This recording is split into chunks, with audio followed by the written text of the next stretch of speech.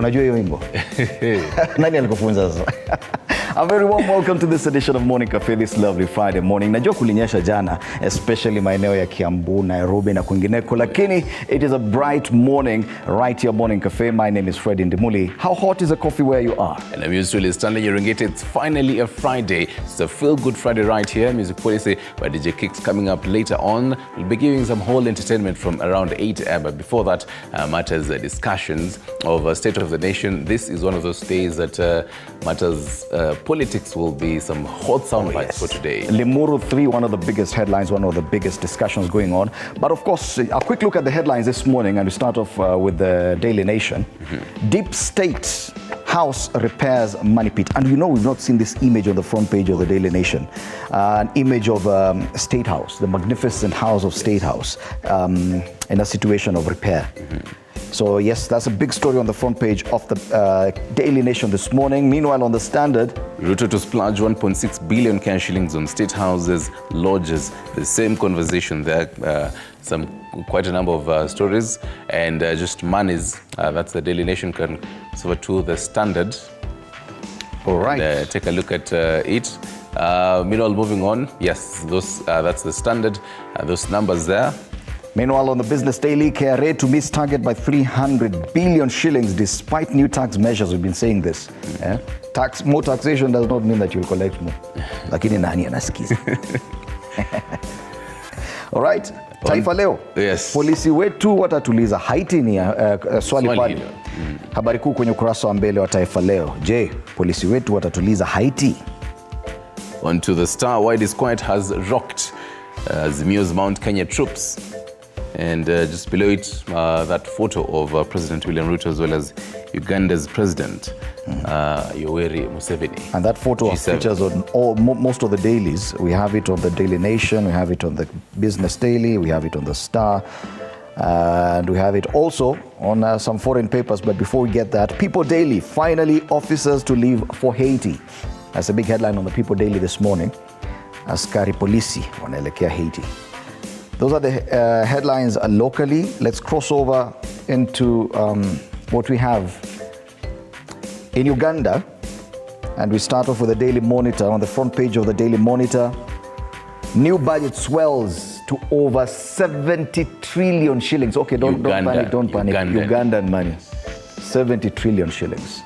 And then down there we have an image of President Yoweri Museveni and his hosts. And they say the deals that Museveni has secured in Nairobi. Yes, and you know, you may look at the front page of the Daily Monitor. It's spoken near 70 trillion shillings that may shock you, but everything else looks like Kenya. Yes. How new taxes will affect you, that's still on the front page of the Daily Monitor. The stories are simply just what you're talking about here. It actually looks like a replica of Daily Nation for today. Yeah. I think it's only the 70 trillion shillings that would make you know, hapa si Kenya. Tumekata. All right, on the new vision. MPs okay new tax on fuel, cement, wines. And they were discussing this yesterday, members of parliament in Uganda, and just seeing how the new tax measures will affect agent banking, local juices. Interesting. Ile local juice for them ni ile wine, the banana. Oh, you need local juice? Yes. Okay. I know of some local porridge somewhere where our director Nick Mavindi comes from. Yes. In Italy. Yeah. They use Amrija to take it, so he knows it. All right. Also another photo of President William Ruto and his guest Yoweri Museveni featuring on the front page of the New Vision in Uganda. Big news is not just for Kenya, but for Uganda as well. It's rare for you to see one of the neighboring presidents coming for a state visit. It doesn't happen quite often. But yes, biashara ilikuwa imeharibika, sasa wanatengeneza maneno. Cross over to Bongo. And we start off with the Mwananchi. Wanasema Bagonza, mkwamo huu hatari. I cannot, siwezi kuambia ati ninajua exactly wanasema nini, lakini kuna habari nyingine pale kwenye ukurasa wa mbele ambayo ni probably tunaweza elewa zaidi. Wasichana 194 wabainika na mimba kwa mwezi mmoja, mimba za mapema zile. Na wanakarakache pale ya msichana wa shule na beba mimba akienda darasani. Ni gazeti la Mwananchi. And finally to the Citizen, NMEC issues ultimatum on disposal of medical waste. I talk about how mounting cases of improper disposal of the medical waste have prompted the environment watchdog to issue a 3-month notice for health facilities in the country to comply with the relevant guidelines. It's always typical to see the Citizen reporting on matters business. So it's away from their norm today. Yes, matters environment. Though matters the connectivity and the internet are now focused. They started the whole reporting since Monday, and they now say how the government will execute plans on connectivity and smart cities. And this is probably just a move to ensure that the next time this kind of a situation happens, that happened during the weekend, they will be very, very prepared. All right. It's as far as the headlines go. Jana kulinyesha, there was crazy rain at night, and you had not told us that would happen. I told you chances of it raining, some light showers. I also expected some light showers. It was crazy rain. Oh yes, because it started around, let's say 5 p.m. this there, and like kidogo nadhani inaisha. So tell us, what will happen today? Today, so this is according to the forecast of by Kenya Meteorological Department. For Friday and Saturday, let's take a look at how for both days is going to be looking like. Well, they're also saying, according to Met Department, chances of it raining for today, let me just zoom out for you can see how majority of the country looks like. So majority of the country, no rain according to Met Department. But then again, we saw this yesterday. And so no, they gave an update at night. Oh, okay. On one of the maps, and there was a lot of rain around Nairobi, Kajiado, and Kiambu. So speaking of which, so let's zoom in. So this bits that you're seeing here, the yellowish and bits of orange as well, is parts of Nairobi. Bits of also of Machakos, I believe that's Mavoko constituency. This is Nairobi, then this is Kajiado here. Machakos here, Machakos Kombale Kidogo, and then getting into, I believe this is Murang'a and Kiambu. Murang'a and Kiambu. Yeah. Yes, you can see. So taking a look at how that is. So the bits that are yellow will be getting between 60 to around 70 millimeters. Technically, this is about, this is average. So basically, unatuambia leo kutanyesha. Leo ile umbrella ulikuwa nayo iweke kwa bag. Yes. Tumekusikia. Tumekusikia. Alafu tunyeshe. Iweke kwa bag, kuwa nayo tu ready. Sawa sawa. Kuwa nayo tu ready. That's how things are looking like. But well, the department says probably things are not really going to be as much as we do expect. So that's for Friday. Now for Saturday, for 18th May, all the way to 19th May, which is on Sunday, this is how things are going to be looking like. Some bits and pieces. So a majority of it, again, would be raining, but then there's going to be some rain, some above average rainfall around Kisii, Bomet, Pale, the northern bit of Narok as well. And I believe this is the border between Nyeri and Nyandarua. Okay. And then I think the lower bits of Nairobi. Inakuanga pale just before, what's the southern bit of Nairobi, by the way? Mavoko going down towards Kajiado, Machakos. Right. A bit of rain on this end, parts closer to Lake Victoria, Bomet, Narok areas to expect some rainfall today and through the weekend. That's as far as the weather is concerned. So that's between 10 to 15 degrees Celsius on that. Let's take a look at now how the roads are looking like, Fred. All right. A quick look at the major tributaries in Nairobi and... Let me help you with that just to get...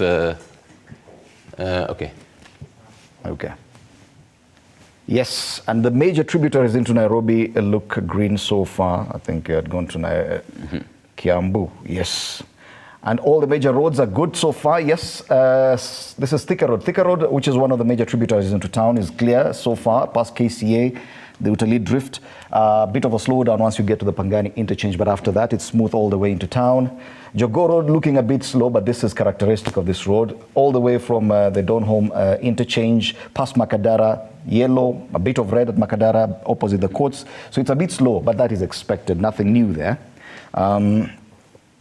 Let's go further south and take a look at Mombasa Road, all the way from the airport into town. Nothing to report, it's green all the way, being a Friday. Watu wamelala kiasi leo. Hakuna haraka. Okay, but now when you look at Ngong Road, Especially areas opposite Prestige Plaza, a bit of a slowdown there. There are sections that are red, meaning there's a bit of a slowdown. Both roads heading to town and away. But there are lights around that area, this area right here. Okay. Yes, where Prestige Plaza is.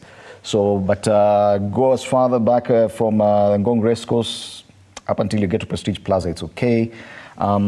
Finally, let's take a look at Langata Road. Langata Road from Galleria Mall all the way down to T Mall is good. So far, so good. And Kiambu Road this morning is new. I made to understand yesterday night after I trained that there was a bit of traffic, but so far, so good. No flooding situations reported after yesterday's rain. So, yeah, traffic as at 12 minutes past the hour is looking good. Yes. Just a mention again of today's diary, as you had said, the whole Limuru III anticipated today, led by Kenya leader Martha Karua, Jubilee Sec Gen Kioni, as well as other leaders, into the whole Limuru III, and just to anticipate on how that will be happening. Stick around for all that, subsequent bulletins. Right now, though, let's get today in history.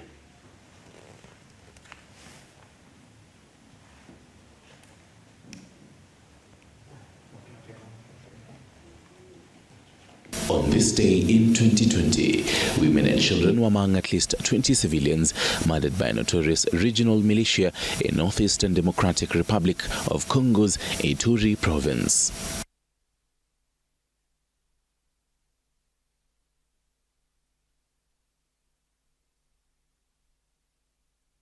It is a feel-good Friday, and even as we anticipate the weekend queue. Oh, yes. The beauties, the Friday beauties. Oh, yes. Coming onto the set in a short while. We can start looking at the main headlines. And yes, Bansi Kimuyu and Geshambi Nderito will be joining us shortly. But yes, a big, the front page of the Standard and of the Daily Nation both have the image of the State House. Mm-hmm. One, it has all those bars of steel, which you usually see, especially in Roysambu and other areas that are trying to build flats. So this is a very, it's a very interesting image of State House under renovation. And they call it scandal. Oh, yes. The Treasury will allocate, I'm looking at the front page of the Daily Nation, will allocate close to R1 billion annually. Wow. For 12 years. That means 12 billion shillings between now and 2027 to refurbish 3 state houses and 10 state lodges. So Fred, to juxtaposition this on how the whole annual bit from 2015, annually for the next 12 years, again, until, because the president said until he actually exits or his term ends 2027, taxes will be increasing at a particular percentage every time. So when you take a look at how this money is for refurbishment of State House will be going, as well as taxes. Okay, but it's interesting because they say that this was a plan from back in the day, 2015. Yeah. So yes, I think it's been in the works. And all right, that's a big headline on the front page of the Daily Nation. They say State House Comptroller tells MPs President Ruto wants budget slashed. So that's another angle. Mm-hmm. But either way, State House has to be renovated at a time like this. The other big story on the front page of the Daily Nation, Kenya and Uganda strike SGR oil pipeline deals. Remember kulikuwa na mshike pale, I think around last year when that deal collapsed. The oil pipeline deal collapsed, but now I think with the 3-day state visit by Uganda's President Yoweri Museveni to Kenya, it portends good things, yes, including the SGR. If at all it can go further beyond Naivasha into Uganda, this would be a game changer, I believe. Another story that now makes a comeback and features on the front page of the Daily Nation, Haiti mission on as 200 police officers fly out next week. This is a story that had died down, but now it's back. Officials aware of the deployment have revealed that the first team of about 200 officers is set to arrive in the Caribbean nation next week. And finally, the big story of the day on the top strip of the nation, of the Daily Nation, Limuru III. Sharp divisions as Mount Kenya meets. 1 man, 1 vote, 1 shilling. Opposition politicians led by now Kenya leader Martha Karua converged today for the Limuru III summit, which appears to have split the populous Mount Kenya region down the middle, with some leaders, including former presidential candidate Peter Kenneth, vowing to give it a wide berth. Once you flip the page, the paper, the Daily Nation, it talks about the backlash of a lack of funds for school feeding initiative. It has been one of the biggest talking points as we continue to analyze the Finance Bill 2024. Meanwhile, intern teachers pile pressure on state as unions back their demands for improved terms. That's the Daily Nation today. On to the Standard, you always have to pluck out the pulse, and the ladies will be telling us what is on the front page of the pulse. But can you picture Paramba? I think they'll have to tell us. Who's that? Anaitwa Shera Imani. But anyway, on to... Ule Warubani? I don't know. Okay. I honestly do not know.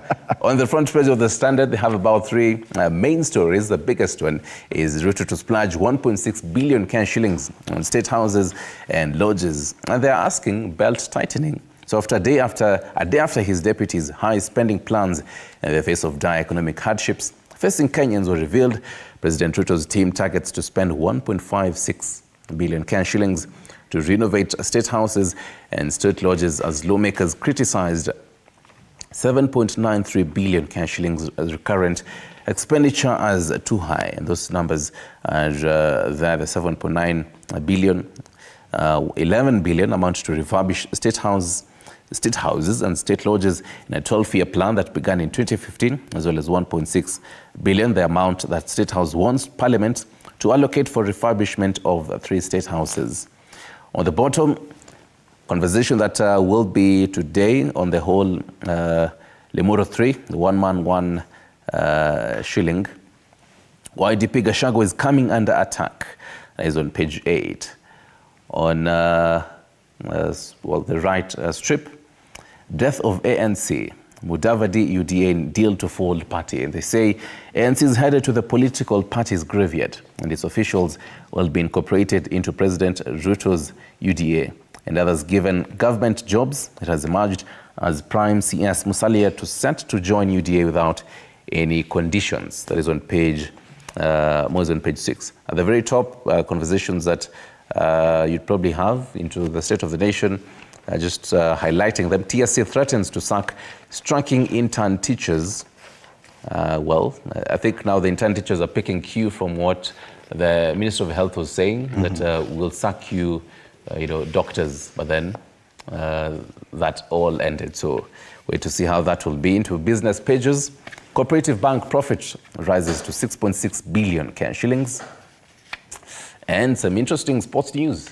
Why VAR, virtual assistant referee, could be scrapped. And as a fan of Manchester United, I mean, this is where we depend on, really. So that's highlighted really on the back page of the Standard.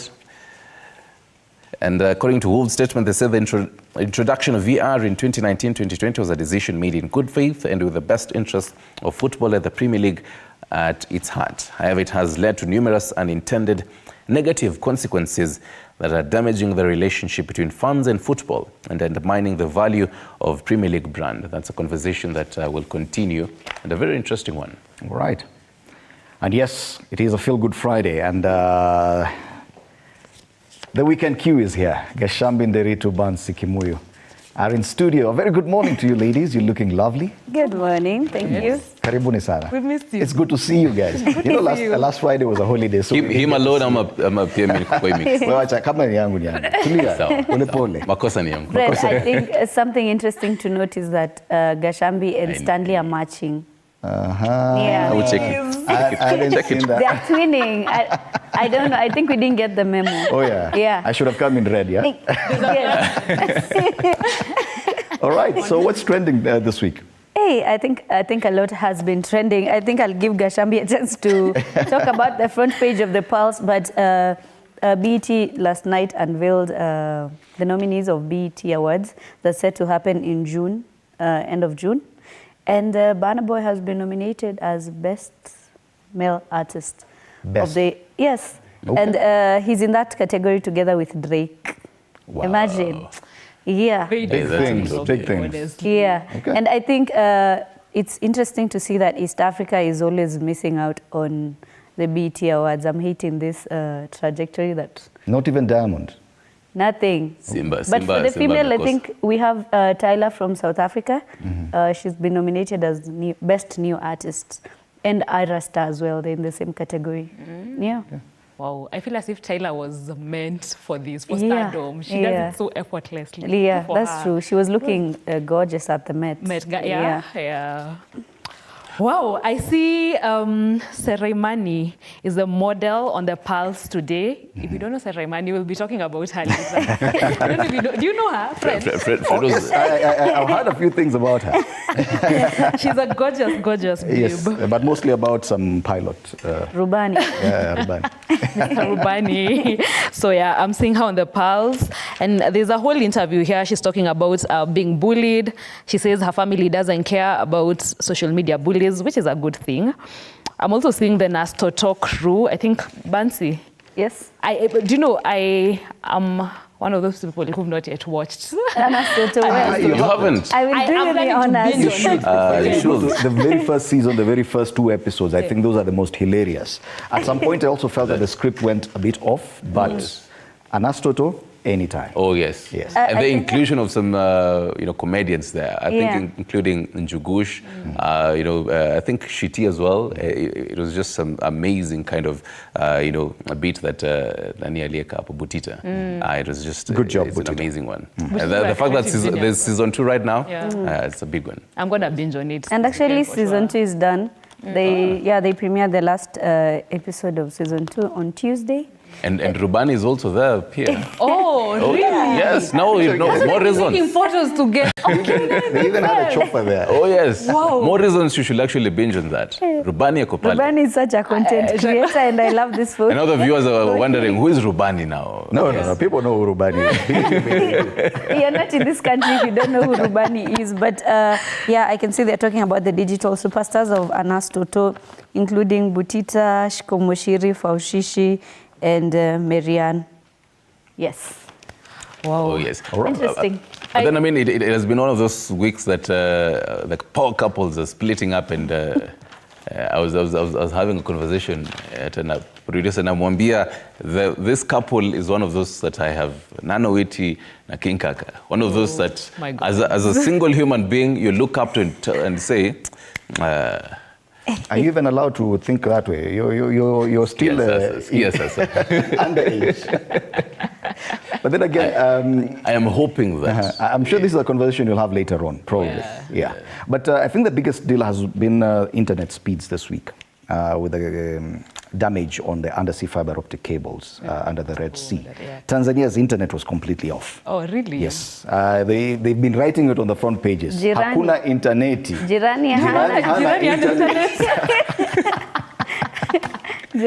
internet. Imagine you don't have internet and you have no English to explain it. Oh, Lord. A double tragedy. Fred, you're going to get us in trouble. But in Kenya, we've had slow internet. Yeah. But at least our mobile service providers have really tried to get redundancy to ensure everything is okay. But if you look at the trends and the biggest stories on the newspapers, this whole week, and this is something I wanted to mention, the deputy president appears to have come under a lot of fire from very many different directions. And you wonder, is there something happening? Even with the online bloggers, now they're attacking him, including those from government. So you wonder, Even you can see senior lawyers. You can see a trend. Yeah. And then there's that image of the deputy president in sunglasses, and what are you trying to tell us? Yeah. You know? Yeah. Fred, is that your highlight of the week? Oh yes, that was my highlight. Because yes, that's what I feed on every single day. That's my highlight of the week. What a fun life, Fred. Stanley, what's your highlight for this week? My highlight of the week. I think at the top of my mind, the fact that he mentioned the deputy president. Yesterday, we were taking a look at the kind of the recommendations of the office of the deputy president and the kind of numbers there. So Taifa Leo had listed them, and one of the recommendations there was 10 million Kenya shillings ya kuosha nguo, to wash clothes. And I was asking myself, wow, mimi mwenyewe inabidi you spare one whole day to even wash your clothes, but then so I'm wondering what kind of clothes Are are you washed? saying the deputy president should wash his own clothes? No, I'm curious. No, the big question I had was what kind of clothes are washed with 10 million Kenyan shillings? These are very expensive Designer clothes. designer suits. You can't damage. Makes sense. And there's transport for you to take them to the laundry or the dry cleaners, and they have to be protected, and you have to apply starch on it.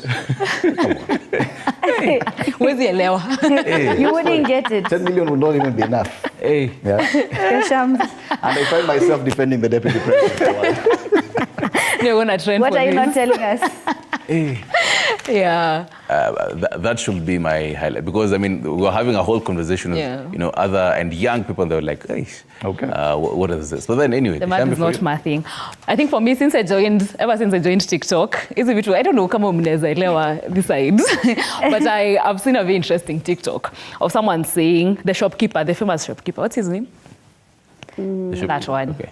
Tony Mpole. Tony Mpole. Oh. I love his content. So saying if you're planning to take a photo smiling, now is the time. Because the moment the budget is red, there is nothing to smile about. There won't be anything to smile about. And honestly, what has been top of my mind is just the finance bill Taxes. 2024. I was just trying to get my money in order and learning, ways to invest. And I'd just learned about infrastructure bonds. And now to think that they're taxing them. I've actually done and explained that that's going to be on our digital platforms at 2 p.m. today on all our digital platforms. It's crazy for us to hear, the Kemani Kuria saying that if you don't pay the vehicle car tax, don't drive. Yeah, don't the drive. arrogance, it's crazy. There's really nothing to smile or laugh about in Kenya Big anymore. conversation that's coming up. Of course, they're talking about taxes even in Uganda, but anyway. Bansi, I think Geshambi has just mentioned my highlight of the week, which is definitely Kimani saying that if you don't want your car to be taxed, don't use it. Take and do the. Yes.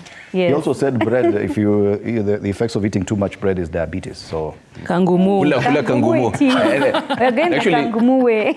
Oh yes, and actually even speak about taxes as we take a look at even the cartoons this morning. Stano's take on People Daily, page 10, has to be one of the most interesting cartoons that he has. And Koma Monanchi asking a proposed President Ruto statue. Where should we erect it as a landmark in Kenya? And this, imagine if this was actually a reality statue. he says, he declared he'll be the president that you will remember for taxation. Yes. 22%. God. Right. That's a cartoon on the People Daily. On the Standard, page 14, they talk about the Azimio threat for protests. And we have the Wiper Party leader saying we are going back to the streets, but the streets are in the opposite direction. Yes. On page 18 of the Daily Nation, this is a big discussion today, the Limuru III and what's happening within the Jubilee Party and the larger Mount Kenya parties. And there's a crown there that is flying on wings. It appears to have left someone. And it is yet to settle on anyone else's head. On one side, we have the newfound Jubilee split group, and the other one, the retired president and some of his team members. Those are the cartoons this morning. We'll be looking at some of these discussions with my panelists after the break. Being Friday today, we have the youth perspective, so do stand by for that. Later on, you'll be coming back for the trends. Yes. What do we look forward to for the Feel Good Friday? Hey, it's a Feel Good Friday. The DJ will be here to rock your weekend, The weekend queue has landed, so just get ready. Expect feel good. The weekend with Mefika. So music policy by DJ Kicks.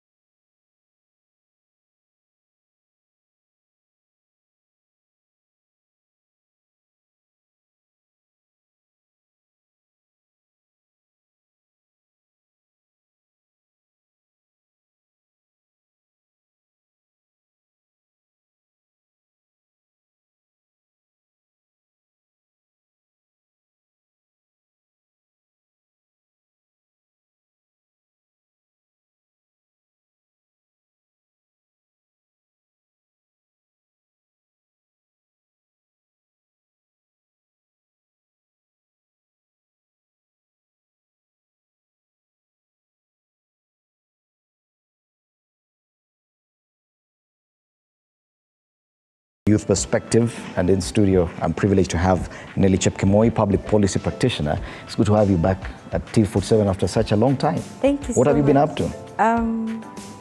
Critiquing the government, and we thank God for the position that I now hold with the opposition. Which position is this? I'm part of the comms team.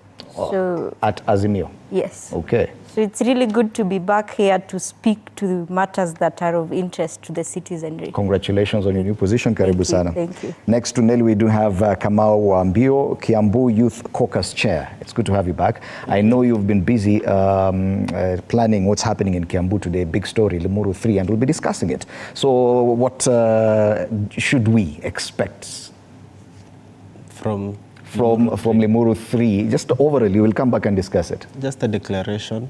So there will be a declaration today. There will be a declaration. Big news. There is a purpose at the end of it all. Yes. Okay. There is a goal. Yes. And you'll be telling us more about that goal. Definitely. Interesting. And Kennedy Sankara, youth and policy analyst, also joins us. Karibu sana. Asante sana. What has been happening from your end? My end, I've been taking considerable note of what has been happening in the country. And as far as I'm concerned, the vehicle is punctured. We are soon parking. Okay. But the driver is very adamant that we have to get to the station. Regardless of the state of the machine or the engine, the vehicle must move. And the conductor is also very noisy, banging the door. Let's go, let's go. So that is the state of the nation. Yeah, but Kenya, things are not really good in as much as we are being made to do it, to believe. And that's why, personally, working with several organizations, I think in this desk I'm the only one affiliated to the civil society organizations. We work with Okoa Uchumi. We are trying to investigate and analyze the debt crisis in this country, the mismanagement, the opacity through the Okoa Uchumi campaign and other several organizations. So we are here to ensure that the country must be saved and the government must deliver. There is no room for excuse. Okay. And let's start from that point. No room for excuse. The president also came out and said there's no room for going back. While addressing a group of students from Harvard, President William Ruto talked about his intention to continue with the taxation plans going forward, and he said that he hopes by the time he's done that Kenya's tax to GDP ratio will have moved from what he termed as paltry 14% to 22%. Now, we're already complaining about the taxation measures as it is. And that appears a very bold move coming from someone who's seeking re-election in 2027. But what is your assessment of that? Basically, the expectation is that when taxes are more, services will get better. And with better services, no one will complain about taxation. What is the concern right now? Fred, the UD administration has not positioned itself in a manner that is likely to convince the populace that in case taxes are just increased the way they are being done overnight, life is going to be better. The essence of taxation, we know the basic source of revenue for governance or government is taxation. But over-taxation is not taxation. That is now a punitive measure that is being thrown down to the common mwananchi, the regular person. The moment you hike these taxes, a lot of things are going to be affected, even the consumer purchase power, development, innovation, and etc. This has got an effect all the way to the global platform, because we are not going to compete globally when the tax base is so expanded, so huge, and the people, the investment, even retrenchment and job losses, these are things that accompany over taxation. And my question is not even the issue with taxation. These austerity measures, these fiscal policies, who is behind them? I can tell you for a fact, Fred, from a point of information, that the president is not increasing taxes to help the people of Kenya. The president is just being remote controlled by these Bretton institutions, that is the IMF and the World Bank. The World Bank has got policies and the IMF that you must align to for them to give you the loans. Remember, our GDP or the government revenue, we have donor portion, we have a major chunk, around 15 point something % is being financed by the taxation.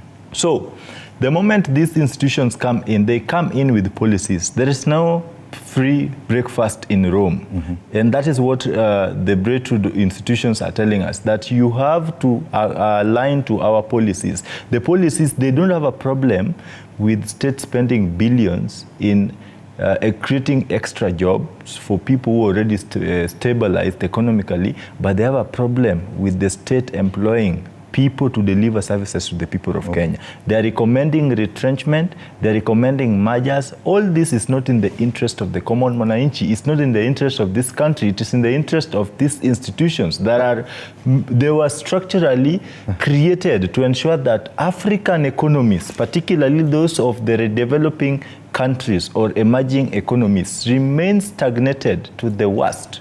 Okay, but let's for a moment look at it from the president's perspective. He seems to be pushing an agenda of self-reliance as a nation, that probably due to the debt that we have incurred over time, it is unsustainable going forward, that the best way would be to reduce our debt burden and probably finance our own budgets from within. But there seems to be a disconnect between that intention, which is good in itself, but the measures taken towards that. Do you think that is a problem? Is there a general lack of creativity on how to get us to where he wants to get us? I think the president, we would say here, has a vision, but the question is to how are you implementing your vision? Because we all know that the tax revenues are a function of the economy.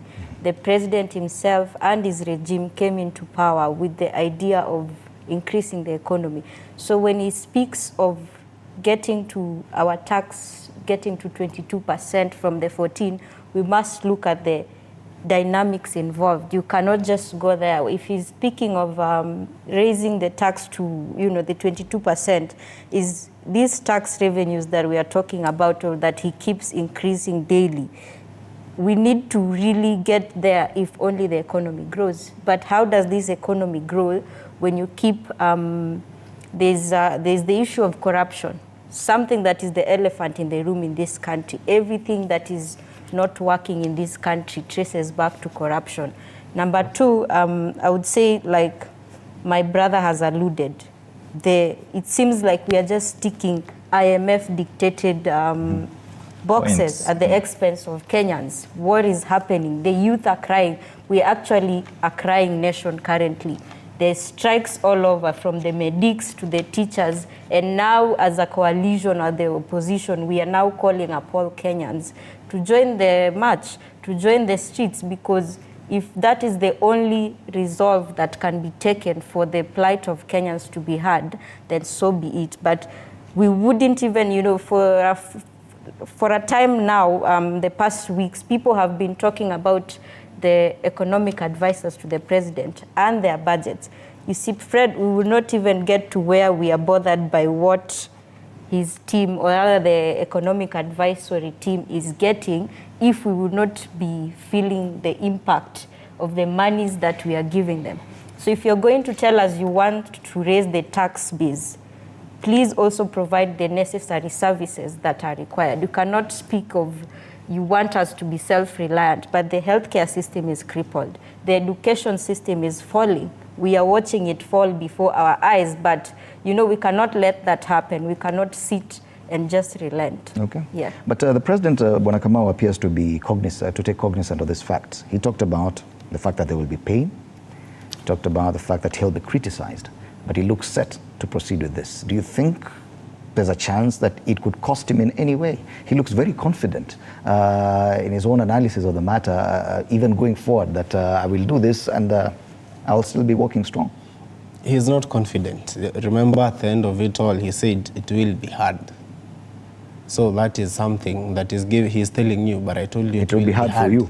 For you. You get, not for me. For you, it will be hard. For me, no matter the outcome, so long as you pay. By the end of the year, I remember he said, I want us to have moved from 14% to 16%. That is, I don't know, what is that? That is crazy, man. So I don't think he's confident of what he's saying. He's just saying it, well, he's confident because he will implement it. He will get the money. Why? Because as my colleagues are saying, the bodies that he has vowed to, and then I think the president is a fake Pan-Africanist. He is on one side showing us the crocodile tears in the Pan-African Parliament, saying this and this and that from the West, we should not bow this and that. But now on this other end, he comes, he bows down to IMF, Eurobond, the states. It's just crazy. Okay. So I don't think he is using his self-interests in the expense of Kenyans. Okay. Which is not fair. And now going back to the Finance Bill 2024, of course, we've talked a lot about the 16% VAT on bread, 2.5% new tax on motor vehicle circulation. But if we may focus on a sector that really affects the youth, and Nelly mentioned it, the issue of education. Over the past few months, we've seen very many education-based programs being done away with. One, towards the end of last year, we saw the Edu Afya program being done away with, which affects all secondary school going learners in public institutions. Now they no longer access medical cover because that was done away with. Now in this Finance Bill 2024, the allocation for free school feeding program, which was about 4.9 billion shillings, has been done away with, is zero allocation. Then there's a general reduction of about 15.4 billion shillings for junior secondary school. That says a lot about this government's approach to education. Back to the question of more taxation, people expect more. People expect more services, but we are seeing the opposite, that higher taxation, but you're taking away some of the programs that really helped even with the school transition. I believe for those who care, they may tend to agree with me once again that the issue is not even, the issue at hand is the motivation behind all this push and falls. Education, any government that treats basic service provision institutions casually, like health, security, and education, is not a government that can deliver. But I'm not surprised, because Kenya Kwanza is not an administration of learners, of people who love education. It is an institution, it's a government, a coalition of people who hate education passionately. These are people who will tell you that there is no need of going to school. These are the same people who call themselves engineers, and they don't even know who is the chairman, the Board of Engineering Commission of Kenya. So, I sit in a board of parents, PA board of a certain high school in Kisumu, where my sister schools. And when I sit here to discuss matters education, I discuss so with a lot of passion and insight.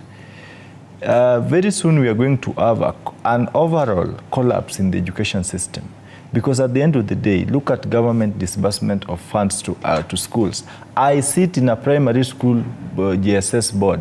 I have seen instances where money is going to be taken back to the government, not because the school has no priorities to develop, but because the government intentionally releases funds late.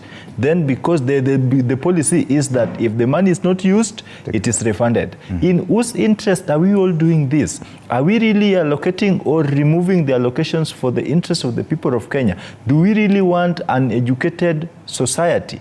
But I know the government we have in place is composed of people who are obsessed with the next election over the next generation. They do not care the professionalism in this country. If you see the presidency of William Ruto scrapping off the allocations, it shouldn't be a surprise. This is a government that do not know how to treat professionals. Did you see where William Ruto attended his attachment or internship? Where did he work before becoming a politician? He wrote straight from politics. I mean, straight from an MC all the way to a president. It is not a surprise. We should employ people in these government offices, people who have gone through the education channels. They know what, when I sit here to speak of an attachee, you know what attachment is. When you speak of internship, and that is where I was coming, you know what internship is. So when you see the government really doing away with basic things, and they say it is an hustler government, a government of the proletariat, then you should ask yourself, who is the hustler. So the motivation behind all this push should raise alarm in the ears of Kenyans.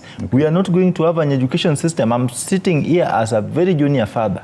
I am wondering, with this CBC in place, under the negligence and the carelessness the government is trying to treat it with, is this the same system that my son is going to go through? Okay. Are we really going to have people like William Ruto if it were not for education? I want to tell you, the first time William Ruto came to this city, he could not even locate where KICC is. It is because of good education, support and nurture from President Moi that made William Ruto to make it all the way to the university and become a deputy president. It is only imperative that the president acts with humility and for the moral good of the society to support education so that we have better... Are we seeing that, Nelly? Because you've been on this panel as we discussed education, and it was some time last year when the issues about the changing model of university funding, the Presidential Working Party on education reforms, and the question has always been, what is the motivation, what is the intention of this government, especially on that sector, with the now latest developments? What do you feel? Is this an administration that really values education, as Sankara is questioning? You know, as Sankara was talking, I was just looking at these allocations that are on the standards headline here. And if you go to the pages to look at the nitty-gritties, there's somewhere, I was just noting it down, that is actually an allocation of 1.3 billion meant for fencing alone of all these renovations. But here we are speaking that this is a government that talks of, or rather is rather trying to implement, defunding a whole school feeding program that is taking 4.9 billion. I'm actually speaking facts to these data. So you begin to question now, where is our priority as a country? Remember, this is the same government, Fred, that through the education of, through the Ministry of Education, had commitments. And I speak this also as an educationist myself. I am a teacher of music by profession. So we are currently witnessing teachers on strike. The schools that are in Kenya need capitation. Number one, we are coming from a disaster that, first of all, the government has failed and still doesn't want to declare a disaster. Number two, number three, we are looking at a point where we have partially opened schools. So how are we even addressing this gap that is coming up from all this? There's no proper guideline from the Ministry of Education as to how these children who are more than, children coming from more than 2,000 schools in Kenya, they are at home. There's no proper guideline from the government through the Ministry of Education as to how these people, these children will be absorbed back into school. Remember, the national exams won't wait for these people, these children who are not in school. So when you look at that, I'm also looking at another issue I noted down here, that as we are talking of the defunding of the school program, the Linda Mama initiative, which still covers children, young children in primary school, is getting cut. If you look at the budget estimates, as we speak of the finance bill, or rather the tax revenue, we are looking at the expenditure as well. And this expenditure is where the estimates come in. We have the higher education is being capped of 35% of the budget. The primary education, which is basic, is being capped at 22% from the estimates, from the budget. But we have a whole government that committed itself to 100% fund and ensure that children of Kenya have quality education. Remember, this is a basic right to all these children. What are we really doing to the children of Kenya? The question is, what did they do wrong to the government? And the government appears to be saying one thing on one hand and yes, another. Yes, you cannot, the president himself... 15.4 billion shilling cut from the JSS in this budget. It is at a time when intern teachers, who are basically the ones teaching JSS, are on strike. What does that portend? That portrays a weak people, a weak government.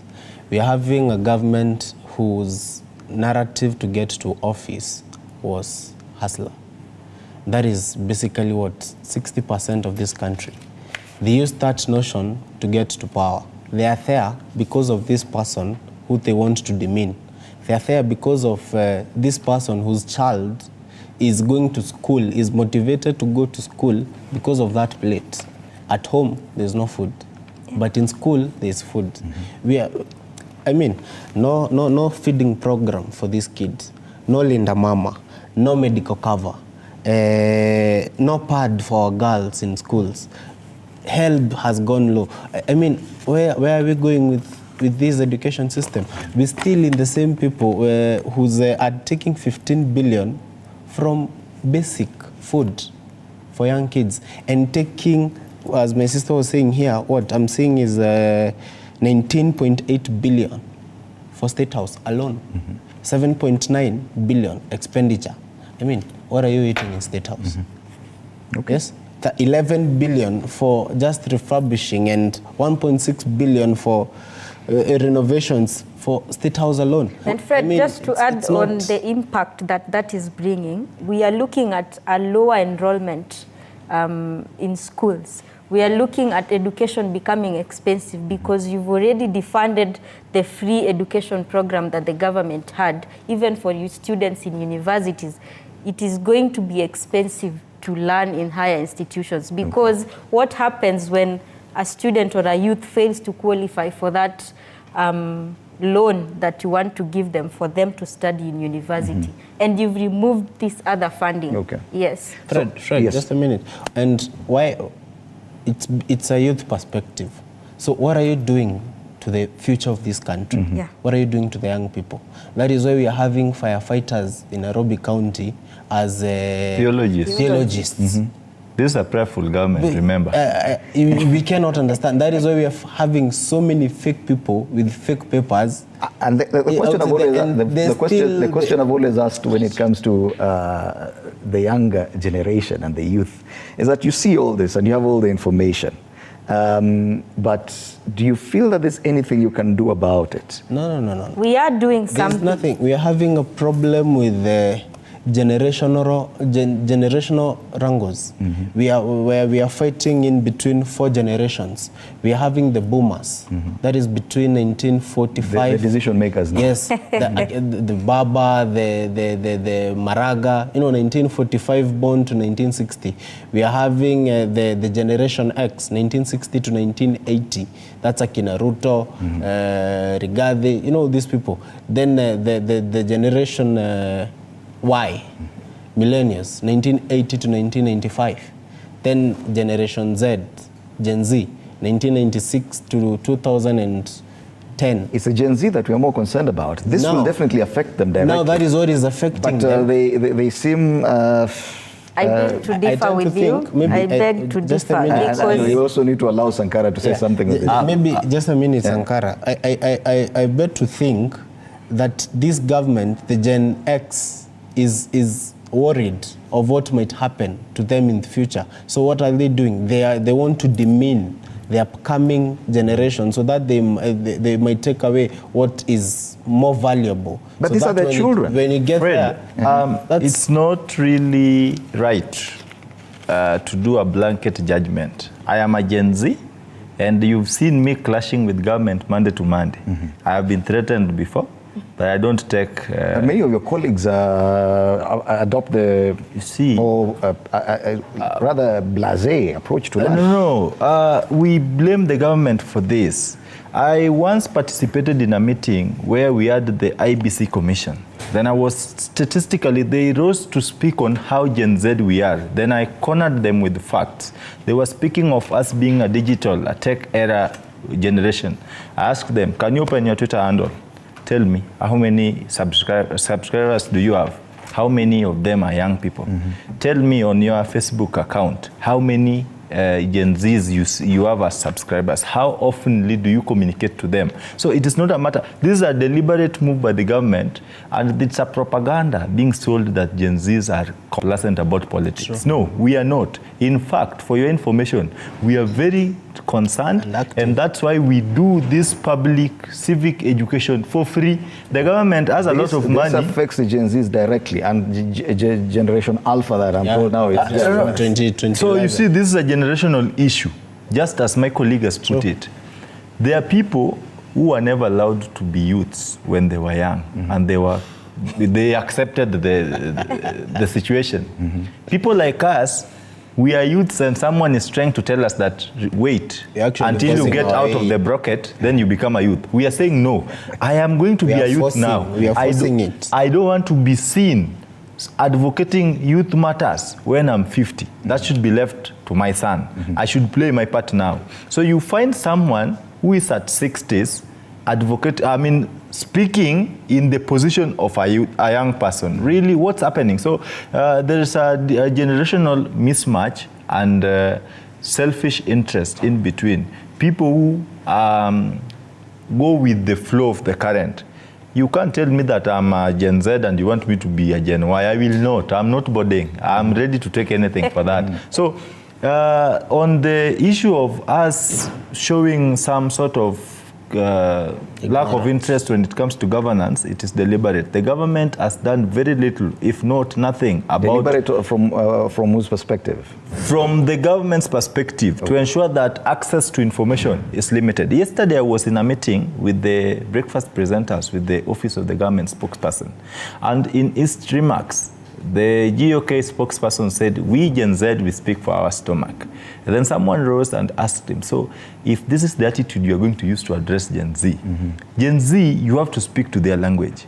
How oftenly do you communicate to them? How oftenly do you communicate your good things to But the situation that is there that portends is that no one is going to listen to Gen Z just for the sake of it. Unless, and you've seen other generations rise up to protect themselves. And I always give this example, that university students have always fought for their own rights, but especially in earlier generations. Nelly, we'll come back to you. I beg to really differ with, with your statement that the Gen Z, or rather the youth that we are talking about, are not really doing anything. I'm not saying they're not doing anything. Okay. I'm not saying they're not as visible. This is my point. Maybe because there's a barrier. We need to ask ourselves, why is this happening? Because there is a barrier. And, before I get to the political side, I want to start with the media. How are you people bringing out the youth issues? When have we ever seen a youth matter being a headline? This is a platform where Fred, I was here, if you can remember the day we were actually with Sankara on the same panel, we had the Youth African Connect Summit. When did it ever appear in the headlines of the media? So there's the media part where we are not playing. And as I get to the political side, now, this Gen Z that we are talking about, we also keep talking about of a tech-savvy world. We are getting into that tech world. But this tech space that the Gen Z seem to be occupying at the moment, we have a government that is trying to make that space not work. It's not creating an enabling environment. You remember in the Finance Act, when they introduced the digital tax, I personally went and faced the Kuria Kimani-led committee and actually advised them on how we need to turn that withholding tax from 15, which we managed. They eventually came to 5%, right? 5.1%. But now we have a proposal again that is coming to hurt the same generation in that same space, where we are saying that during the Finance Act, so we have like 1.5% on this the tax creative industry economy. But we are looking at where it's going to shoot up from 1.5 to actually 6%. Wow. Because there's a 20% excise or levy being introduced there. So what are we really speaking to the people? We are not enabling that environment. Until we enable that environment, then that is the barrier. It will be argued that nothing is given on a silver platter. And I always say this, that the youth cannot just say there's a barrier. So what are you doing about the barrier? I was speaking to that before you cut me short. Okay. What are we doing? Number one, we are holding public discourses outside here. It might not come. That is why I started with the media. it is not being addressed. It is not being brought to the public eye. Fred, I will argue to you that I keep holding public discourses. I counter this starting with this proposal of the finance bill. We are actually disseminating it to the people, if you go to our newsroom, on our local languages. Even if you go to our newsroom, the highest percentage of reporters and even editors is made up of Generation Z. So if at all you're saying the media is not taking up that story, it is the same generation that works in this media. But again, Fred, there is a problem here. Fred, if I may, my generation is the thing that is holding us back is the same, that barrier. What do we do to fight this barrier, generational barrier of the boomers and Generation X? What they are doing, and because they are imposers of policies in this country, you can see now they are taking out our education law. You can see what are they doing to the doctors. They are not empowering them. What are they doing now to the upcoming young people in university? They are taking help from them. They are not empowering them. So what in turn will these people do? These people will cause a revolt. And we are having a It is that I'm talking about. We are having a serious generation that if you push them to the end, it's like a cat. So you do admit you've not felt the push, you've not been pushed to the end yet. There's still some distance. Right now, they are at the end. And how do you know it is at the end? You can see what is happening in the outside world. In America, the universities in America are on strike. What are they specifically striking about? Palestinians. Mm-hmm. These are Americans, the people living in the US. They are citizens in the US, born there, but they are fighting for people in Palestine. Mm-hmm. Why? Because they can see it is not right. Even here in this country, we are having some, and we are headed there. After, especially what the president said, no matter what, by the end of my 5-year first term, I will go. Fred, there's something you mentioned about institutions, the higher institutions, TVETs, colleges, universities, and I'm thankful for him for reminding me that. But you see, the barrier here now this is how the barrier is coming in. There's the Duale bill, the civic engagement that we had with the higher institution students, that that went down when the bill came into place. True. You now introduced that for us to vote in campuses, we have delegates. For us to have our issues taken up front, we need people here in the middle. That is the barrier that is there. The acts can be amended. And now what you don't want, Parliament is gone already. How can that be You have been patient enough with you, but you're taking me for granted, unfortunately. So, Fred, there's a problem here. You see, the voting pattern also influences the generational unity. Yes. Like now, there is a famous term called tugege. Tugege is being used to, I like speaking things people fear speaking about. There are people now saying, we are not going to do anything against this government because you people voted for this government. And then there's people who are saying, it is time for you to join us now so that we make change. And others are arguing, we saw this coming, but you took us for granted. You see where the problem is. We've been influenced, divided, and portioned into political blogs where the common good is outweighed by tribal, myopic mindset coupled with a lot of egocentric attitudes and etc. All said and done, I want to remind William Ruto, who is the 5th President of the Republic of Kenya, that pursuant to the provisions of our 2010 Constitution, Article 1.1 of the Constitution is bold and crystal clear that the sovereignty of the people is paramount. But the sovereign power belongs to us. People again. So, let me tell you this. That sovereignty, William should not think that with the power of guns and state machinery, it can stop us from executing basic constitutional provisions. But we will go to prison, Fred. Some of us might die. You just laid down a case about how disjointed the youth and that's why I'm now here. I'm now here to preach for the disjointment, but to preach for the unity, the need to come together, the need to stand firm and defend this country, because the country is currently in the mouths of dogs. The country is going to dogs. DCI George Kinoti warned us last year, but one, that you are potentially selling this country to a wash gang. The parliament is going to be composed of the highest number of wash cartels. I can tell you for a fact, we no longer have a parliament. We have a rubber stamp institution, an institution that waits for State House to bring proposals, and then you find the same MPs trying to caution the president on media. As a parliamentarian, you have 3 constitutional responsibilities: oversight, representation, and legislation. That power is not capped on what the president says in State House, because, you know, the State House is just an executive arm of the government. But Parliament is also a creation of the Constitution. By virtue of creation, it is independent per se. So it is the responsibility of Parliament and through the people to ensure that Parliament delivers. What are we going to do as Gen Z? I have told you I'm aligned to Okoa Uchumi campaign. We are going to start signature collections. You see the MPs who voted to save Linturi against the 149 plenary, we are going to talk to their constituents to consider recall because they have failed. How are we going to do this? We are going to collect signatures. We're waiting for that to happen. We are going to collect, don't cut me short, my friend. We are going to collect signatures.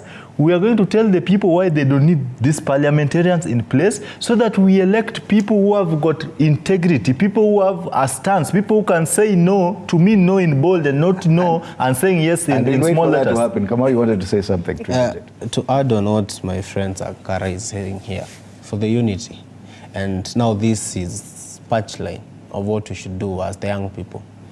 This country is made of 70%. 70% of the young people, Gen Z, 5% of the 35. Now that is 75% of the class 18 to 35. If we can sit down and have a union conversation of where we want to head as a country, here in this country. Do you see that happening? Yes. We see it, to where we are headed, to how we are being pushed. There are a lot of things that are uniting to the amount of people that are not employed, but they have a lot of degrees, to the amount of people that are allied to. Tell me about the guy who is in parliament today, who is in the cabinet, Mkokoteni guy.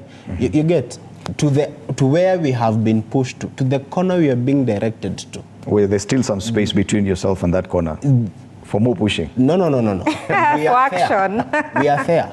Okay. But what we are avoiding, remember we are also a human people who don't want violence.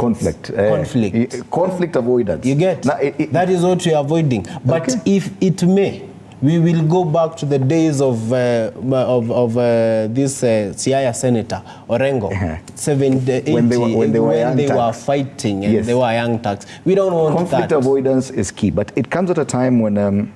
but when diplomacy fails, if and when it happens, this time around, the president has made a very bold declaration that by the time he leaves office, which between now and then, ideally we say if he extends it, 2032.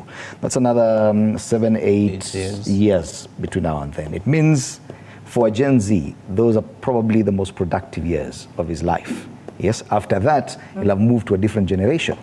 So if you'll not have made your finances, or you'll not have got into a certain level, it means even your latter life will have been affected. The people who are going to pay these taxes to get us from 14 to 22% are the Gen Zs. Yes. And you're still waiting to be pushed harder into... No, we will not wait, and we will not wait. Conflict we are diplomatic. We are not waiting. Yes. I believe we that will apply for so I believe by the Generation Z speaking to power, that is the beginning of the first step. You speak to power what is not comfortable. You speak to power of your rights. You speak to power what needs to be done. That is active and accountable citizenry. Because as we talk of the people's power, that is people's power. You speaking to power is people's power. And so that is the first step. And as to how we beat them... You do accept that you're still in that diplomatic phase? No. I don't want to say we're in the diplomatic phase. Some of us would be, that would be a better term. Some of us. That is the term some prefer.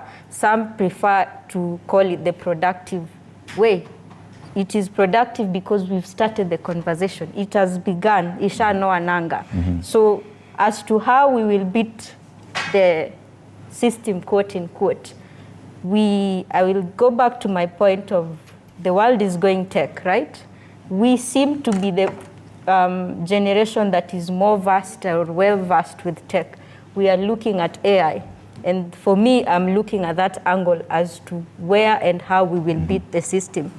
Talk of the optics and aesthetics in politics.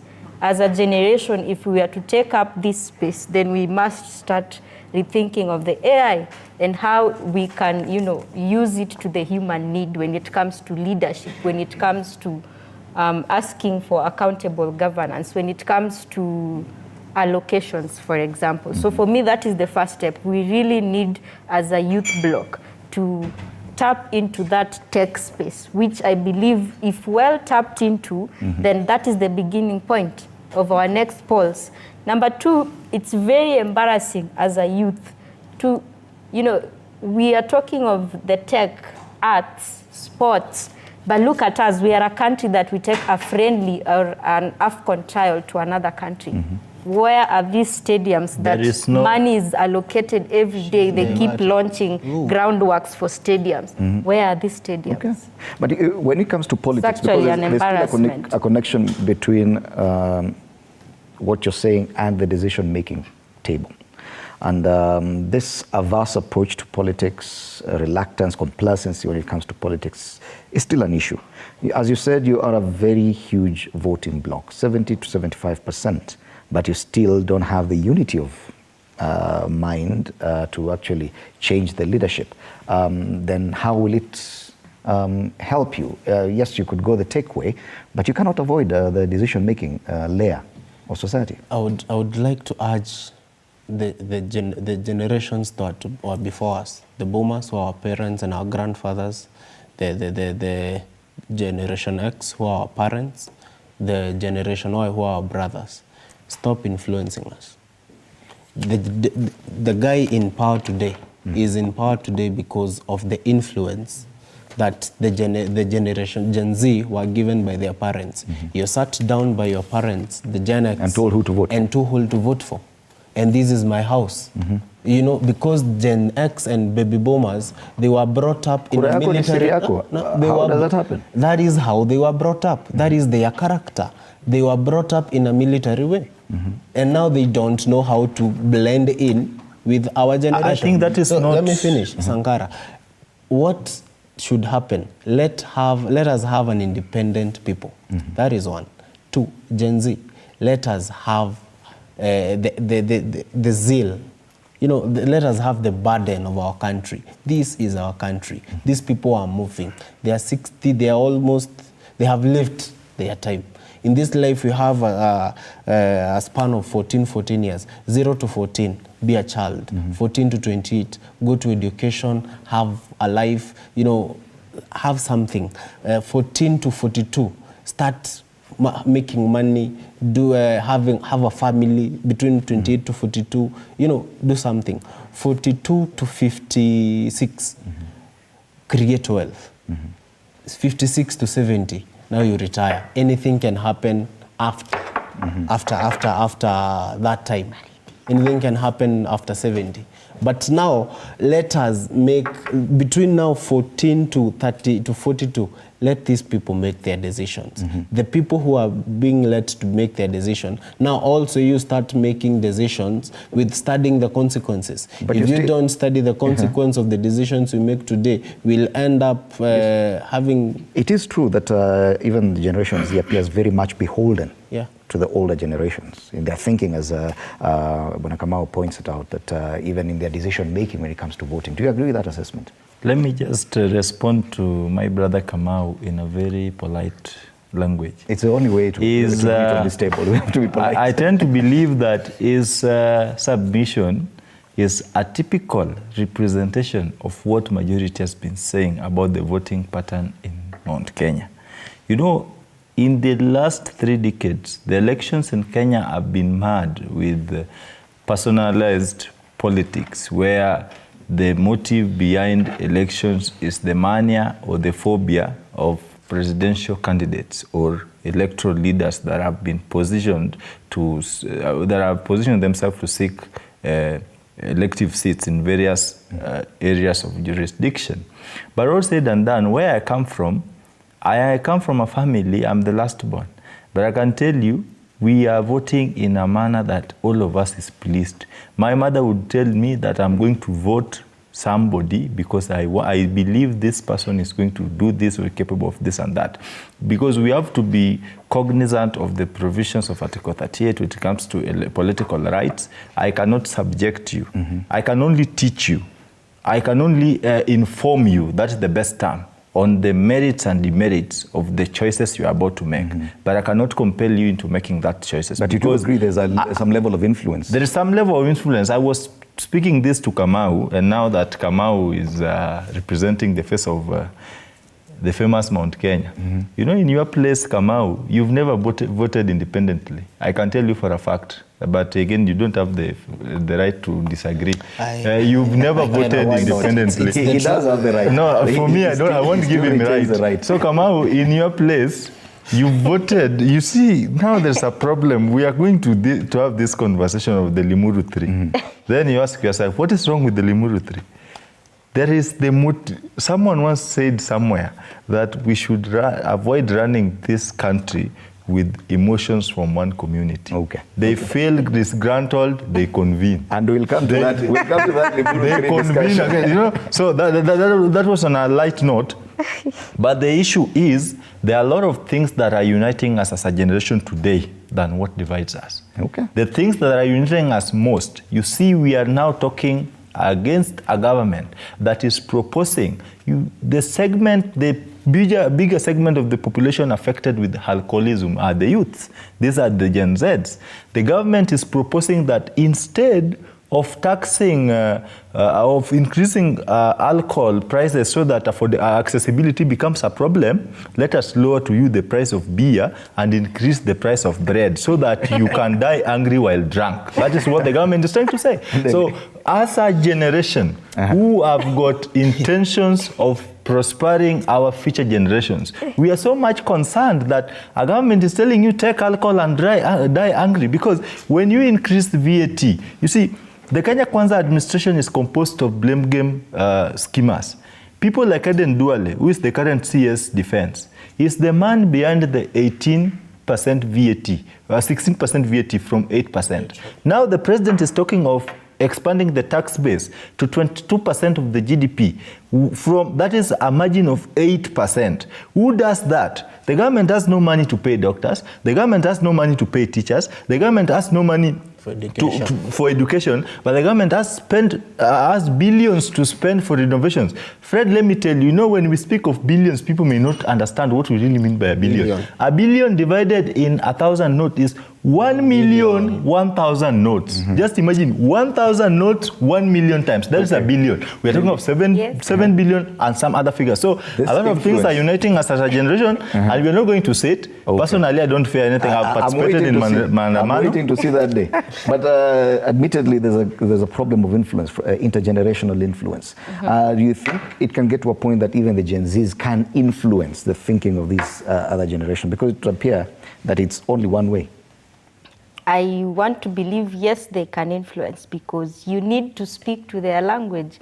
You need to be able to relate to their issues if you are to solve anything that affects them directly. And this is why we keep saying that as a youth, as a citizen, you can never run away from politics, whether you like it or not, or whether you're involved directly or indirectly. Politics affects, your way of living in this country. Politics affect your livelihood. Politics is affecting the education sector right now. I want to really speak to this matter of education, because it's such a crucial sector that really determines the future of a nation. But look at us, we are killing that specific sector. When you remove capitation, when you remove such feeding programs, and, as part of the opposition, I'm also looking at this issue whereby there's so many families were affected during the floods that the state came to abuse the faces of this family by giving them 10,000 shillings. This is the same family you expect to take the kids to school. With what money? The schools are demanding money from parents because there's no capitation from the government. You've literally halted that capitation. And this is why the coalition was proposing the 100,000 shillings aid to the families, because 100,000... Azimio coalition. Yeah, the Azimio coalition, because you cannot say you're giving 10,000 aid to a family has been swept off, the whole family. We are speaking of actually a family, for example, that lost 8 members.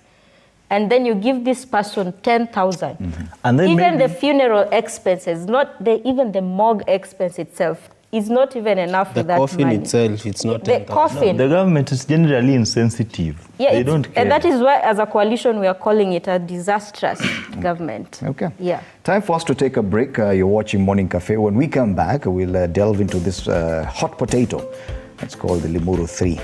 It's caused sharp divisions, especially in Mount Kenya, but it has the potential to cause even sharper divisions across the country. That after the break.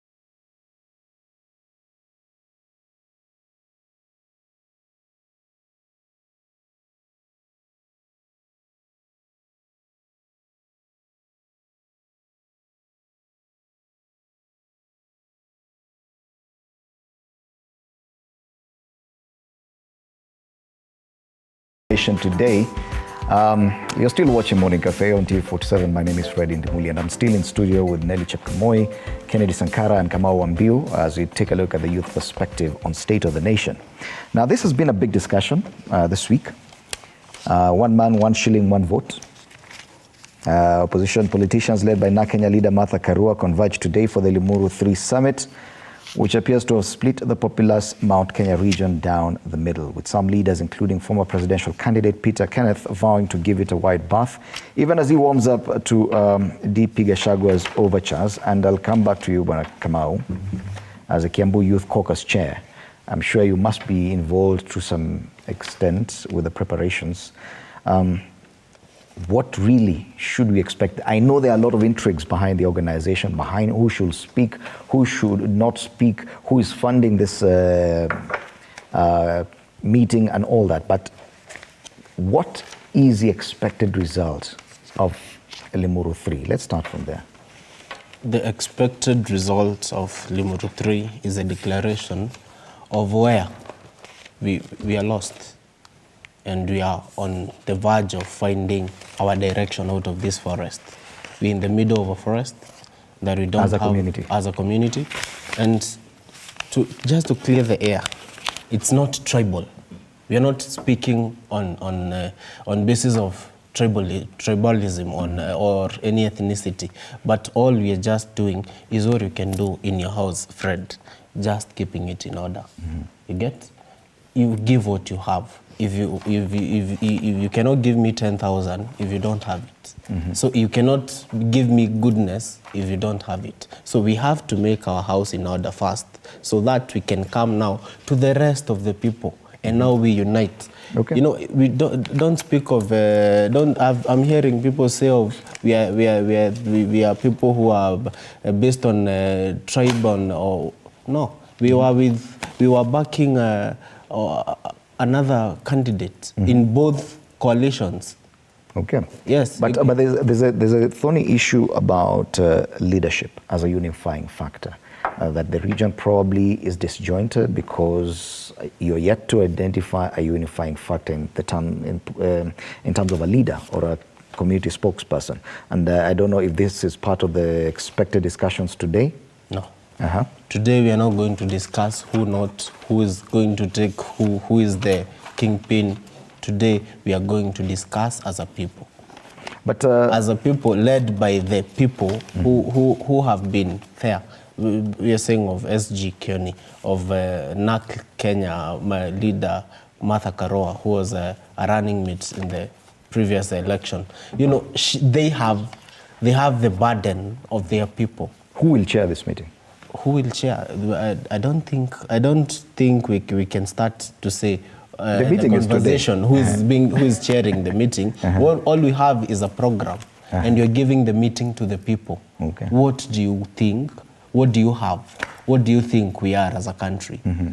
The people will speak out there. Okay. They are discords. What is troubling them? And now from there, we will have written them down. Now from there, we are going to ask, we are going to have a discussion, how do we come out of this forest? Okay. Now, Yes. it's only days since Deputy President Rigathi Gachagua curiously declared that he'll be the biggest proponent of the one man, one shilling, one vote debate. Up until when he did that, the entire Kenya Kwanza administration was very shy to take on that debate. That declaration changes a lot, and one wonders if at all it was informed by this meeting that has been a long time coming. Do you think that that influenced the Deputy President in any way? I don't think it influenced him in any way. As a matter of fact, this conversation has been there for the longest time. 2021, when we were doing BBI, that was the conversation. One man, one vote, one shilling. Share, you give the revenue according to the population. Let us have an equitable share allocation of resources. Yes. So that is not something new that it's being discussed, that the president, the vice president, the deputy president, sorry, is saying so because of this Limuru III. No, what he's doing is he's realizing he was wrong. Because before he didn't support. Now he is inside, he knows what we were saying. He was speaking before then as a member of parliament of Madeira. Now he is in the corridors of power, and he understands what it really means to have the one man, one vote, one shilling conversation to his people, and to the extension to the other people. You know, we are talking of the Luya land, the Nyanza, Western, Central. Let us have equitable share of resources. Okay. Bona Sankara, of course, a lot of people hearing that this Limuru III is going on, they start talking about ethnic balkanization, and of which Bona Kamau is trying to say that's not the direction they're taking. But it is true that even other regions in the country are beginning to see the need to come together. For example, Western Kenya, where enough issues of generational differences, even in leadership, are emerging. That there's a younger leader who's saying that this older generation of leaders has not done us justice, and probably it's time for us to look at this. It is the kind of discussion probably we should be having across the country, don't you think? Let me be very brief to the Limuru III. Limuru III is a disaster for the people of Kenya. I can tell you for a fact. You know, today, Fred, it's my time. It's my time. I'll give you It's my when time. we have Mulembe, when we There have is no problem. I'm not speaking for Mulembe. I'm only speaking. I'm only speaking to Why is it a Limuru problem III. now when Mount Kenya people There meet? is It's no a problem problem for the with Mount country. Kenya people. let's It is let him only you who explain, is then I'll seeing give the you a chance problem. to Me, I don't have a problem. You are the one seeing the problem and reading problem in my statement. Okay, Bwana Sanga. Well, Limuru III is a disaster for the people of Kenya. Why do you This say is a divisive and aim that is aimed at engendering ethnic balkanization and regional Don't disunity be in this don't country. Be one-sided. You know, I'm not here to speak your mind for your information. that? I'll give you a couple So, of chances. the Limuru III, why I say the Limuru III is a disaster. First, in 2002 or in 2000, there was something in the colonial era. We had the Kavirondo Taxpayers Association. They transitioned to the GEM in 2002. They went to Sagana, and they are now in Limuru. The Limuru one was convened by Njenga Karume. The resolutions were that the Kikuyu of Mount Kenya speak in one voice and one accord. The Limuru II was convened in the month of March 2012. And this is where Kenya, when we are talking about problems building this country today, that is where some of them were birthed. It is the Limuru II that the then Minister for Finance and Deputy Prime Minister Uhuru Kenyatta, former president, was picked to run for the country's presidency. Now, today in 2024, we are talking of another Limuru Convention. Why the Limurus? The problem we are facing as a country today, it's not a political problem alone. It is an economic problem. When we are convening to harmonize the intergenerational issues, we must look at who analyze and criticize as well. Who are the conveners? What is the motivation behind the convention? So you can't find Martha Karua calling for a Limuru III in the interest of Mount Kenya. For the interest of truth, Mount Kenya is overrepresented in government today. They have the second position in government. I'm still struggling to see your version that it is a disaster. It is a disaster because I'm still trying to find that explanation. I said in passing that when, I'm talking of this, I read a book. You said historically when it happens, yes, it's a disaster I'm looking for. It's a disaster, potential disaster coming. To happen. Because the disaster is to create another problem for this country. Except for this time we may have the political onchos from Mount Kenya not attending the Limuru III, that is the Deputy President Rigathi Gachagua and the Majority Leader Kimani Ichung'wah. In the recent past, all of them have been there. The senior most politician by then in the government was Uhuru Kenyatta, the Deputy Prime Minister and the Minister for Finance. He attended. That is where he was endorsed, because Mount Kenya always look at things in, I don't want to speak as Mount Kenya because I'm a laker. I'm only conversant with water and fish and maybe the floods in Nyando. So I may not really speak to this perfectly, but in my opinion, the outcome would either divide or continue the rift of division in this country. In whose interest? And yet I'm seated here speaking on how and why we have to come together as Gen Zs. And then they go to Limuru and declare that this and that. Kama would tell you for a fact, when I said that Mount Kenya young people have never voted because they love whom they are going to vote for. If you want a nation, a region where parents forcefully instruct their kids on who to vote, I have friends from Mount Kenya. I can tell you 60% of my friends are from Mount Kenya. They will tell you the fact. So the Limuru III should not be entertained much with everyone.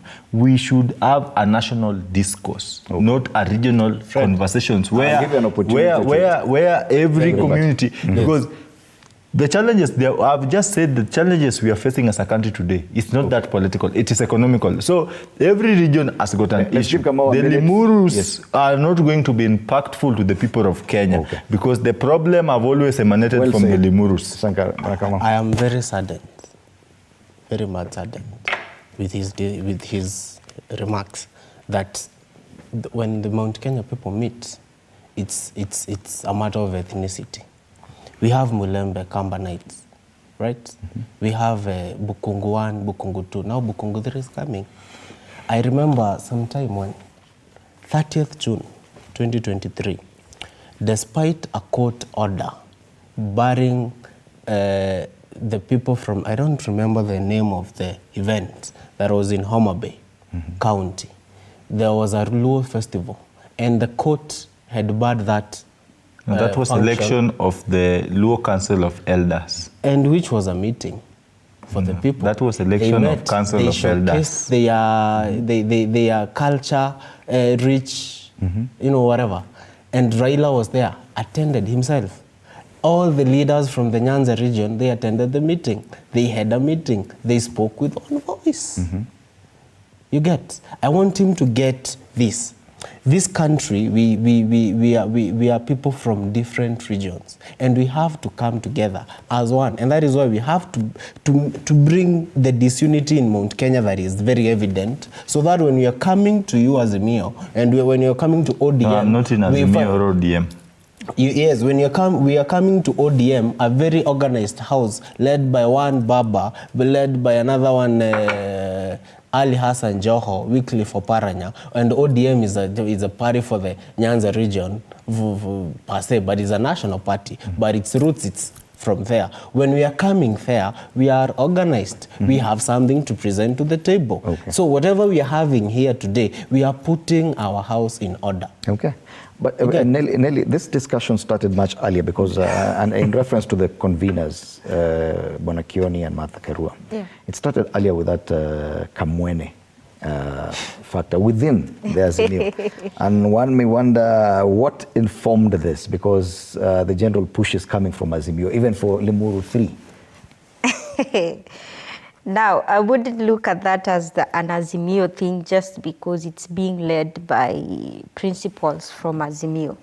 Because when you look at it, they are speaking, as my brother says, he is invited to that. So we actually appreciate the fact that they're including you. I want to be part thumbs up for that, thumbs up for that. But, you know, when we look at this convening, first, before I even say anything else, our constitution, Fred, it guarantees the freedom of association and expression. So I don't really see a problem with people convening. The Constitution guarantees that. The fact that even as a coalition, we are calling for people to join the streets, that is association, that is expression. So there's no way, I mean, even when you look at the government, the cabinet usually have their own meetings, Sagana 3, where they have cabinet retreats.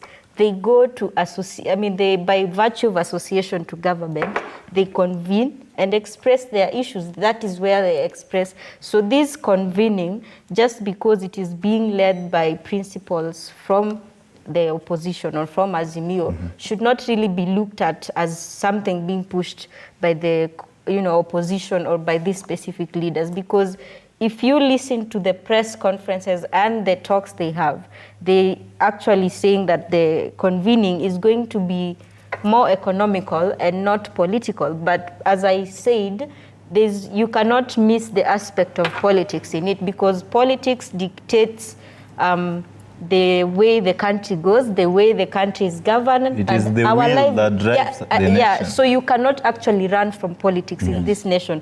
And then the fact that we are in the budget season, the period between April to June, that's a very quite noisy season. It's bound to happen. And this is how the discussion of one man, one shilling is coming in. Just let me finish, my brother.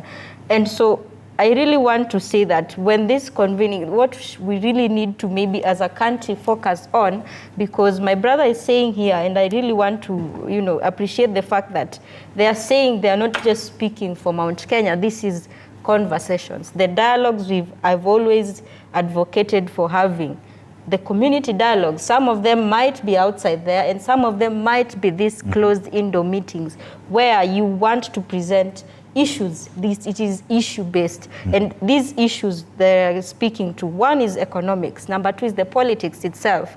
The way the country is being run is not really of good show. We have a parliament that is falling. It's actually calling for heads are rolling. So it actually tells you heads are rolling. People are concerned. They want to ask questions as to how are we represented, what is happening to the leadership. Number two, another issue that they say they're going to speak to is the tax burden. So for me, I would say there's no issue when people convene, whether they decide to call it Limuru III, whether it is sponsored or not. People have a right in this country But the motivation to associate themselves, which they are calling the Limuru. They've associated themselves as people from the mountain. And they do have a right to. And they do have a right to do that. So we should not really speak against that, or rather And as we come to the end of the conversation, yes, as you make this comment, you also give us your parting shot. I want to add on the economic part of Limuru III. Actually, this is one of the meetings that, and this is not the first one, and it's not the last one. This is just the beginning of these conversations. In Mount Kenya, why we are meeting economically, Mount Kenya alone, nasi kiburi, or anything. Mount Kenya alone, from Nakuru, where Nyandarua, Nyeri, Kiambu, Meru, Embu, Kirinyaga, we make more than half of the GDP of this country. You get more than half. Mount Kenya region alone, go to the records, has a bigger GDP than 5 states in Africa. Mount Kenya alone.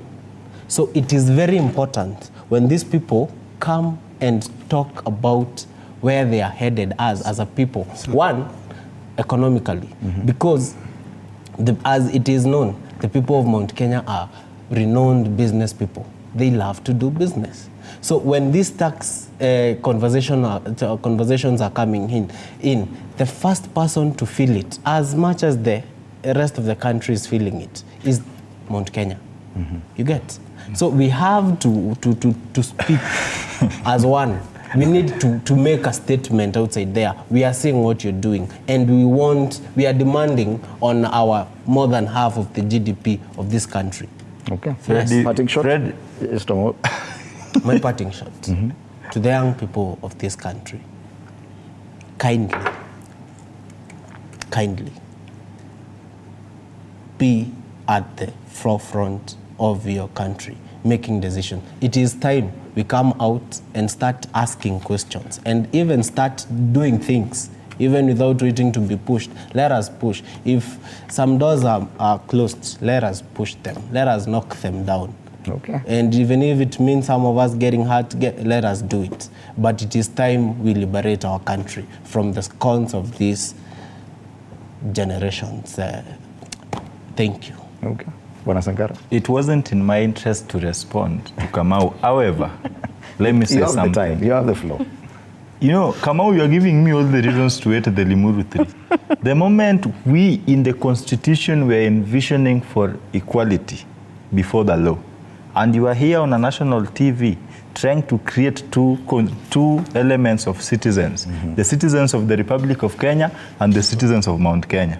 You see, all the reasons, you are giving me all the reasons to hate. It's my time, Kamau, please. His time is done. You won't respond. So the motivation behind the convention, when you convene to start seeing yourself as a super class of citizens, that is where you start clashing with us. We as the Lakers, we produce a lot in this country. For your information, and I'm not even asking for the support for you to agree. It is in the public domain. We as the Lakers, we contribute a lot. And you'll never hear me bragging here that we, the Lakers, the constitutional reforms and political governance of this country is because of our efforts. No.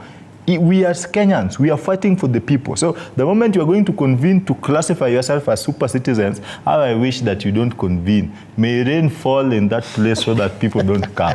We don't want things that are going to divide us more. We have a lot to unite as a country. And this is the time that we need to hear conversations where the Gema the Onage Council of Elders, the Mulembe Nation, the Kamba Nation, they are coming together, not in Limuru, not in Musambweni, somewhere central, and discussing the issues affecting the country. That is when we are going to genuinely speak of issues. Because when you start speaking of Mount Kenya, you know, I didn't just want to speak about this, but let me tell you, because you've provoked me. A lot of our problems as a nation has emanated from your meetings. When I say this Limuru III is a disaster, a potential disaster for this country, I am speaking from a point of information. Remember, Uhuru Muigai Kenyatta, the President Emeritus, was picked by Limuru III. There are a lot of disastrous. There was a lot of disastrous things that were conducted in his regime as a president. But that was as a result of an election. And by the way, let me say something to add on to that. When we look at the consumer, when you look at, I'm not saying that Uhuru Kenyatta was a disaster. No, don't force your point in my statement. I'm just saying part of his governance architects were disastrous. Which had nothing to do with Mount Kenya. He was elected president. He was fronted at Limuru III. He was fronted at Limuru III. I'm speaking of Genesis, the beginning. So you want to say it was bad? Even today, the country is moving at the right direction, where William Ruto, through his punitive tax regime, has given Kenyans more reason to become a united nation, to speak with one voice and in one direction. We don't want this confusion of Limuru III coming in between. Stop coming in between. Stop confusing us. During our interviews, let us work together. Why? I want to see why now that we are talking about the finance act? Why now when we are talking about alcohol being cheaper than bread? Why now when we are talking of, we really need to work together as a nation, not as Limuru III, not as Onage what? We want Kenya. I will always speak as Kennedy Sankara, a citizen of the Republic of Kenya, not as a Luo, not as a Leka. Your parting shot. But my parting shot is that let me put it out for the sake of those who care, that today, even those who never voted for the presidency of William Samoei Ruto, they may feel comfortable in punishing the people who voted. But again, we must respect the Constitution and the aspect of democracy. The majority had their way. The minority have their say. As you sit there saying that Mount Kenya is now suffering because of their choices, remember when William Ruto's administration is done with taxing Mount Kenya voters, or the way they call it, the economists, they will come for you. So there is no better Kenya for any other person as long as we don't play our roles. The fuel price costs 192 in Kisumu. It is the same price in Nairobi and Mombasa. We have a lot of things. My topic for today, my bottom line, a lot of things are uniting us as a country than what is dividing us. But at the end of the day, let us not sit and watch things happen. If history will be written, exonerate yourself by saying, at least I did something, even if it never emerged to fruition, but some effort were put in place. Do not sit complacently, join the wave and cry. The sovereignty of the people and the supremacy of the Constitution, those two fundamental undertakings overrides any other existing structure. Whether it is legal or illegal, we the people and the Constitution, we are supreme. Okay. So as long as something is pinching us, let us evoke the Constitution fully to ensure that this country is not going to the dogs the way it has been taken to the dogs. Yeah. Because IMF is now seated somewhere in the sitting room with the remote control, just pressing increased bread tax, William Ruto increases. Nelly, it's your turn now. Structure education, William scraps. No. Nelly. Finally. So I don't know, do I start with the rejoinder? You can start with the rejoinder, then the parting shot later. Okay, so for me, I would just... Do it. Make him understand. No, I don't want to. Okay, just speaking up from my point that I said, people have a right to associate themselves with whoever they want, and they have a right of freedom of expression in this country. So if they see that as the best way to air out their grievances, because Sankara, clearly, you will agree with me that we've lost our parliament. We don't have a parliament. Right? Yeah. So if that is not working, then let us find alternative ways that we can speak to power so that issues concerning the citizenry are addressed with the much seriousness it deserves. That is the only issue I have to answer you too, because hapa mambo inachemka kidogo hapa. And also, you know, if they're going to have conversations and discussions touching on the crucial issues that are really pertinent to the Kenyans, the issue of the tax burden, it's really crippling Kenyans in this country. The youth are crying. We are literally a crying country and a striking country, looking at the things that are happening currently. The issue of economy, as he says, they contribute to the GDP of the country. So people need to actually see the value of their taxes, the value of their money. And if that is what the conversations that are happening there will inform that, then so be it. We as a coalition, we've called for people to join the streets very soon. That is, you know, a way of expressing issues. When something is not working, then you find alternative ways. And as I give my parting shot to this interview today, is first I want to really tell the government that as a people, we are unanimously rejecting these tax proposals that are coming out, because it's very insensitive. And we feel that if they need to have, you know, a proposal of tax revenues in this country, then they need to be considerate. They need to be sensitive. They need to be human. This is why we keep calling for leadership to get into the leadership spaces with the humanity in mind. Okay. Yeah, thank you. Thank you so much, Nelly Chepkemoi, public policy practitioner, Kamau Ambio, Kiambu Youth Caucus Chair, and Kennedy Sankara, Youth and Policy Analyst. Our panelists this morning, as we take a look at the state of the nation.